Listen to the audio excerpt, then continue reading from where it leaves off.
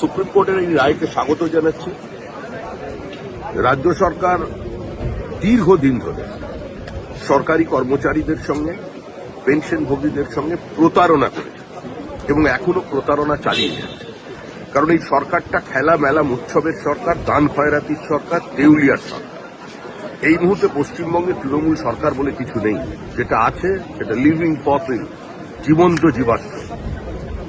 এখন এই সরকারের উচিত সুপ্রিম কোর্টের নির্দেশকে পালন করে অবিলম্বে 25% দিয়ে দেওয়া এবং তারপরের যে সরকারি কর্মচারীদের জন্য ব্যবস্থা সেটা নতুন সরকার এসে করবে।